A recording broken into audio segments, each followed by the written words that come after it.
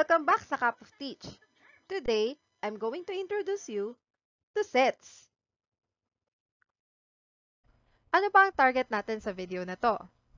First, we should be able to define the set.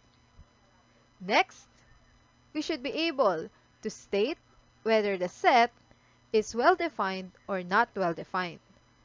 And lastly, we should be able to determine whether an object is an element of a set or not. So ayan, ready na tayo sa ating lesson. Ito si Mang Alex, isa siyang vendor sa palengke.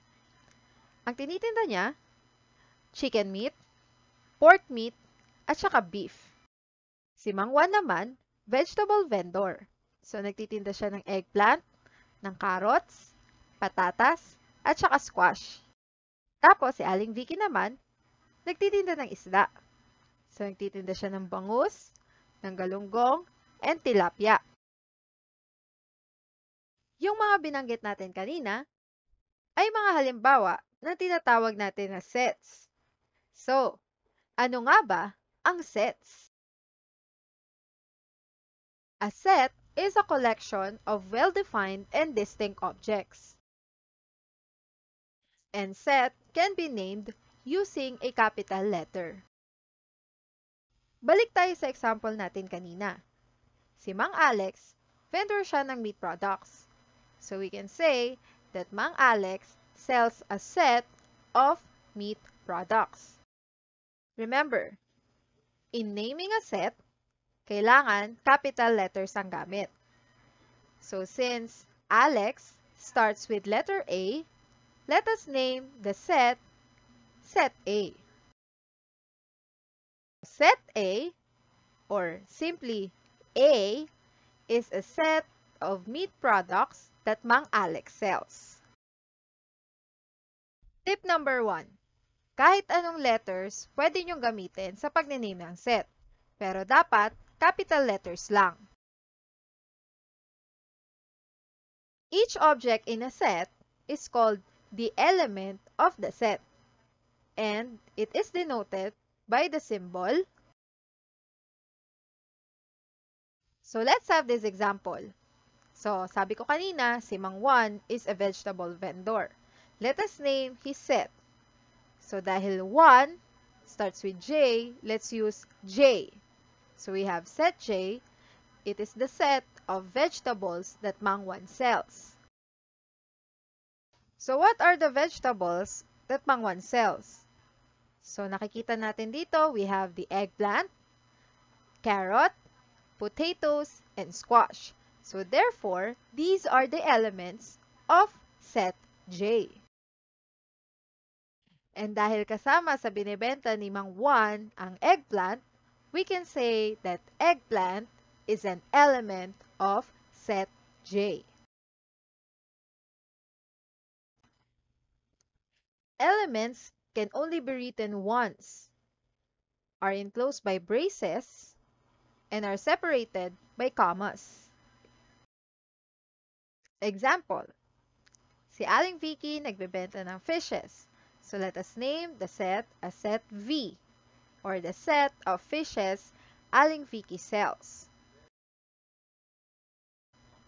The elements of the set are bangus, galunggong, bangus, and tilapia.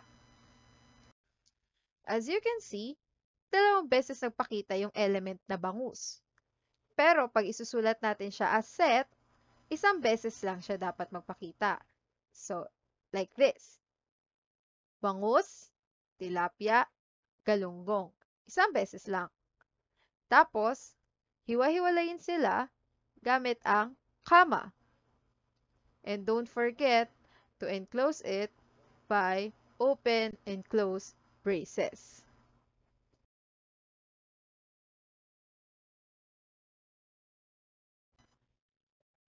Pero, lahat ba ng set kaya natin mabigay ang elements? Example, a set of beautiful teachers. The answer? Hindi. Dahil magkakaiba ang preference ng mga tao. So, yung maganda para sa'yo, maaaring hindi maganda para sa iba. Kaya ang set na to ay isang example ng not well-defined set. Another example, a set of games. Parang malabo. Ang dami kasing games eh. So, pwedeng traditional games, pwedeng video games, pwede ring parlor games. So, alin dun? Pero, pag ginawa natin siyang specific, gawin natin a set of mobile MOBA games. Ayan. Saka siya magiging well-defined. So, para masabing well-defined ang isang set, dapat malinaw sa atin kung sino-sino o ano-ano ang magiging elements nito. Let us name our set of mobile MOBA games as set M. So I have here Mobile Legend. Is Mobile Legend a mobile game? Yes.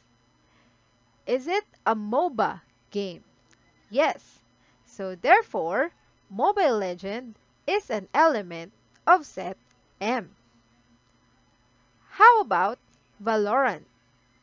Is Valorant a mobile game? No. How about a MOBA game?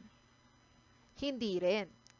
Kaya, Valorant is not an element of set M. Let us try to identify whether the set is a well-defined or not well-defined set. Set A, a set of primary colors.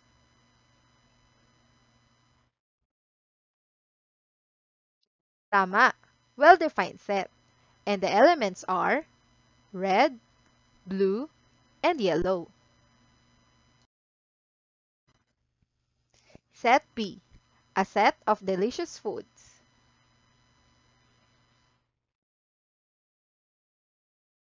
Correct. It is not a well-defined set. Set C, a set of vowels.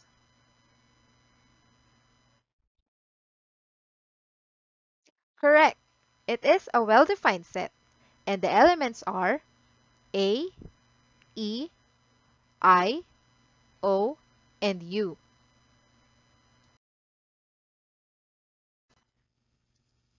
Set D, a set of numbers.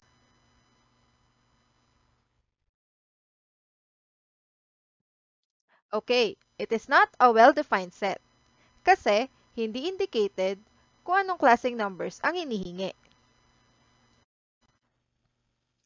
Set E, a set of prime numbers from 1 to 10.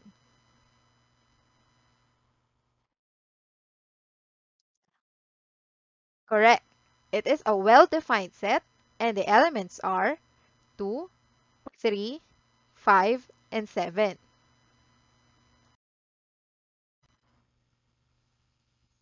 Set F, a set of brave heroes.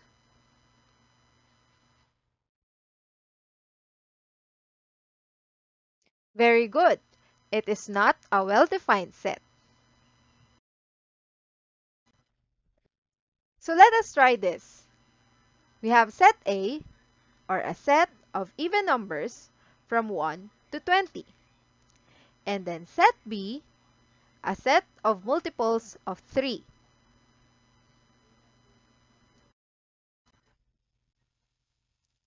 Is 1 an element of A? No, 1 is not an element of A. Is 6 an element of B?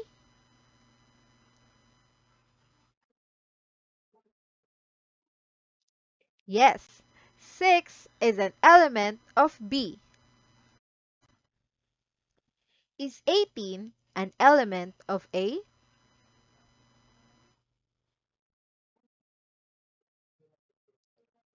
Yes, 18 is an element of A.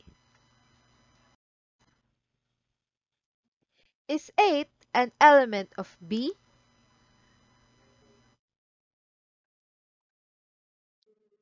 No, 8 is not an element of B. Is 9 an element of B?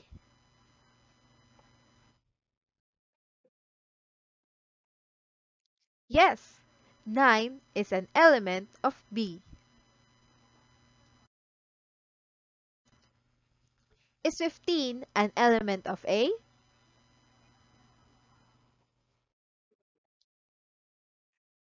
No, 15 is not an element of A.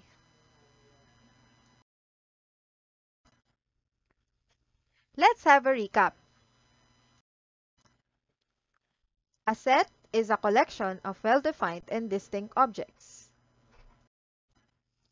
Each object in a set is called element of the set and is denoted by the symbol. Elements can only be written once, are enclosed by braces, and are separated by commas. Thank you for watching. That's it for this video. If you learned something here, don't forget to like and subscribe to Cup of Teach. See you on the next lesson. Bye!